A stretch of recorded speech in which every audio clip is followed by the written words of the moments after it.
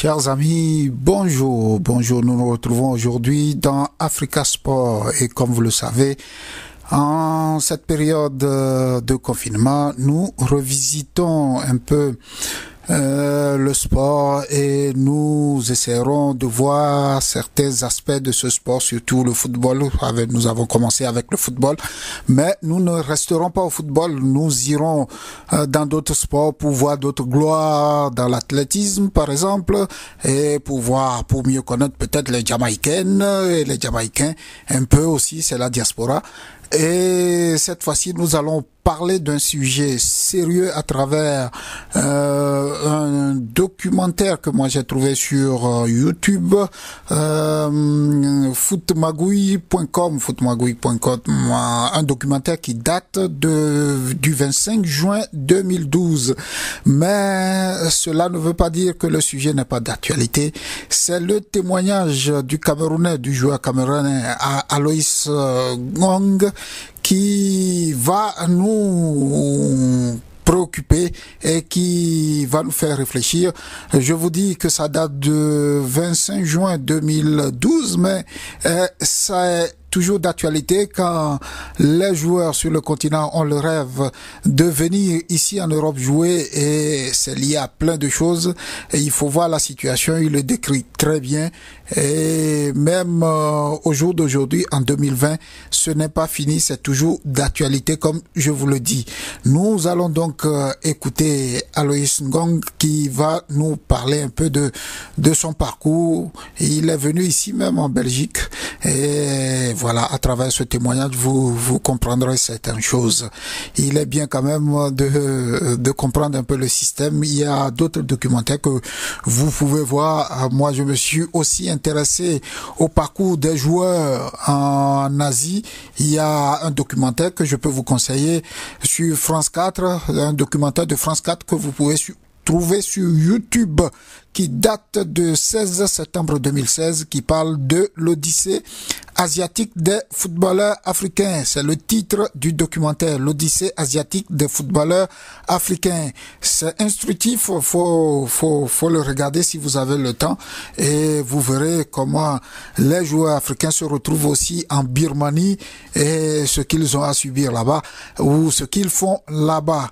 Merci, et je vous dis déjà à dimanche prochain avec d'autres nouvelles ou d'autres documentaires concernant le sport. Nous allons essayer de varier, et bye bye dimanche prochain. C'était Fontaine Atikiti pour Sulabra Palabra sur Radio Campus 92.1 FM. J'ai pris la peine de faire cette interview parce que j'ai vécu une histoire comme la vôtre. Moi, c'est Aloïs Ngong. Je suis camerounais d'origine du Cameroun, de Douala. Et j'exerce aujourd'hui avec beaucoup de chance le métier de footballeur professionnel au Standard de Liège. Ce que je vais vous raconter aujourd'hui, c'est plus ou moins ce qui nous arrive quand nous sommes auprès de nos familles, qui comptent énormément sur nous. Et si j'ai accepté faire cette interview, c'est pour essayer de sensibiliser certains qui ne savent souvent pas où ils vont. C'est un phénomène qui est méconnu actuellement et qu'on n'en parle pas beaucoup.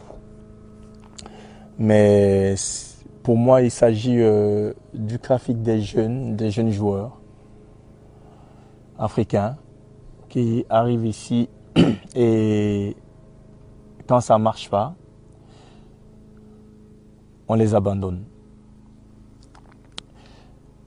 Donc j'essaie ici de donner plus ou moins mon point de vue. Mon point de vue pour qu'on essaye d'arrêter ça. Pour moi, je ne trouve pas ça comme une bonne idée. C'est vrai que c'est un rêve pour tout Africain de venir exercer un jour le métier de footballeur en Europe. Mais dans les circonstances qu'on ne connaît souvent pas. On est souvent issu des familles pauvres, donc vulnérables. On a un talent que Dieu nous a donné, footballeur, mais je pense que les vérités ne sont pas celles qu'on nous raconte souvent quand nous sommes auprès de nos parents.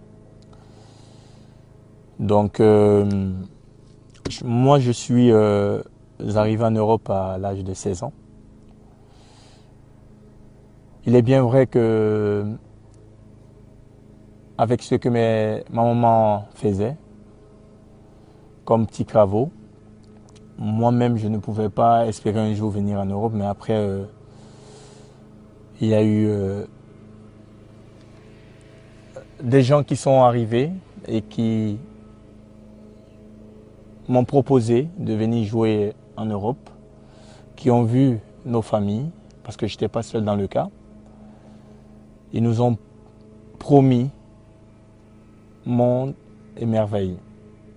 Mais arrivé ici, les conditions, comme je le disais tout à l'heure, n'étaient pas ce qu'on espérait. Donc on se retrouve souvent dans des maisons à 6, 7, 8.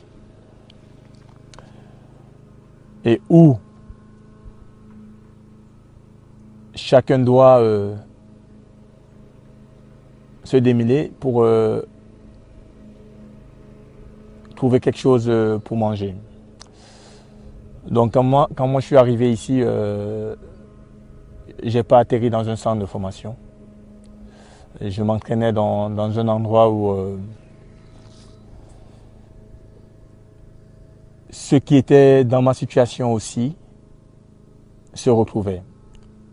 C'était très, très difficile parce que c'était souvent pendant l'hiver.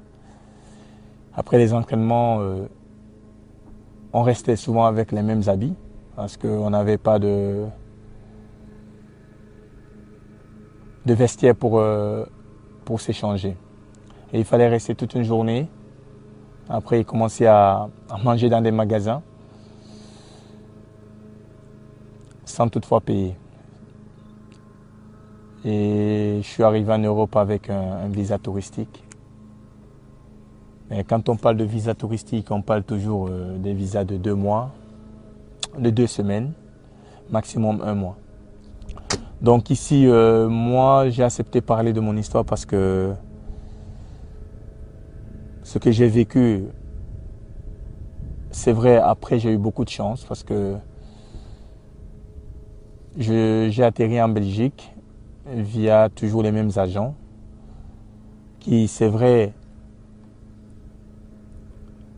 avec beaucoup de difficultés,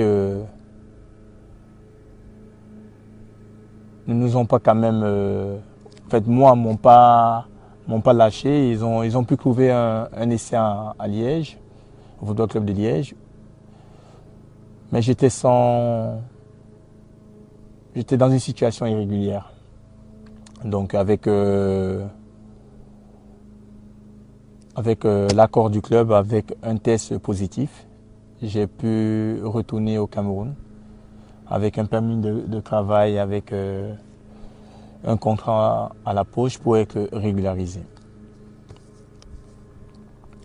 Ce que moi, je vous demande aujourd'hui de faire, plus ou moins, c'est vraiment de bien savoir où vous allez. Et que ces gens qui viennent vous chercher en Afrique, qu'ils soient avec des papiers qui prouvent vraiment que quand vous quittez vos parents, c'est pour aller dans un centre de formation. Et surtout, le visa. Le visa, c'est très important parce qu'il y a plusieurs types de visas. Et quand on parle de visa touristique, ce n'est pas un visa de travail. Donc voilà pourquoi moi j'ai pris la peine aujourd'hui de pouvoir parler de mon histoire. Parce que je sais qu'il y a beaucoup qui sont dans mon cas, mais qui n'ont pas eu cette chance. Parce qu'après, j'ai quand même eu la chance de tomber dans une bonne famille d'accueil ici, une famille italienne, qui m'a pris comme leur enfant. Mais moi, j'ai eu à voir des reportages de certains joueurs africains, aussi qui avaient mon âge, qui eux erraient dans la rue. Et ça, je ne souhaite pas ça à mes frères parce que vivre sans papier, c'est frustrant. Et être dans cette situation sans avoir où dormir ou se laver, c'est encore plus mal. Surtout que nos familles, il est bien vrai, comptent sur nous. Ce que je veux dire par là, c'est que soyons prudents et surtout ces marchands, parce que c'est comme ça qu'il faut les appeler, qui viennent auprès de vous,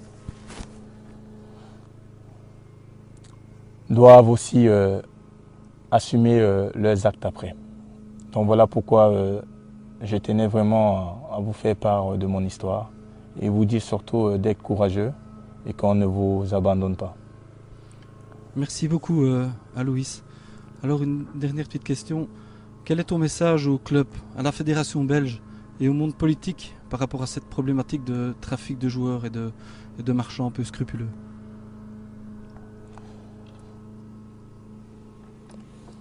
Moi, je crois que la fédération est au courant de ce genre de situation.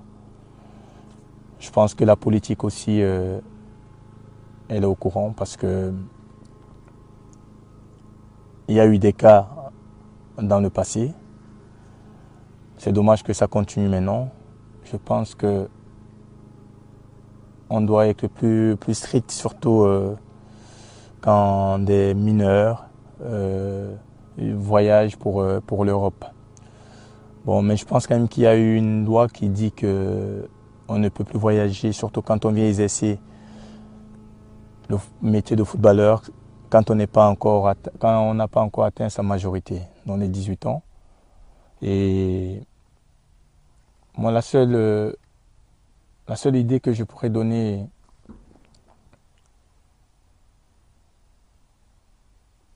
à la fédération, c'est surtout de regarder au niveau des visas, parce que quand on a un visa touristique, c'est un visa à court séjour. Et quand tu as 2 semaines ou 1 mois ici, alors que tu n'as que 18 ans, je pense que tu as moins de chances de pouvoir faire des tests qui te permettront de signer le contrat dont tu rêves.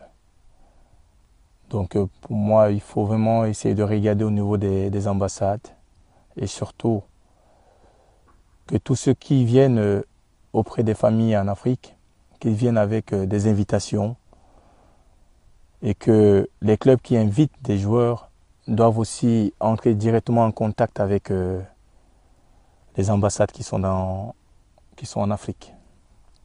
Donc voilà pour moi le petit message que je peux